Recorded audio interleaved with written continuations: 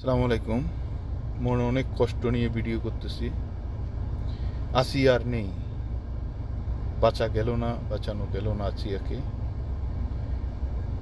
এক প্রকার ভালোই হলো এই নরপিশাচ দুনিয়া থেকে চলে যাওয়া। কি বলবো, বাসায় খুঁজে পাচ্ছি না। যে মেয়েটা এখনো মেয়েই হয়ে ওঠেনি তাকে দর্শন করলো এবং এভাবে নির্যাতন করে মেরে ফেললো।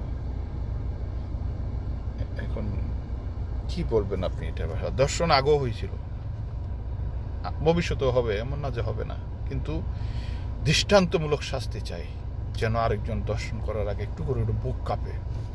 আমার দাবি হচ্ছে প্রকাশ্যে দিবালোকে জনসম্মুখে এই সমস্ত নরপিশাচগুলোকে ফাঁসিতে ঝুলানো অথবা পাথর মেরে মেরে মেরে ফেলা।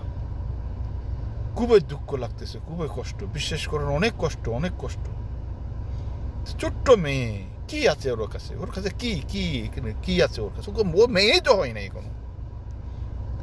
এভাবে দর্শন, মানুষের লোভ লালসা, রমজান তিনি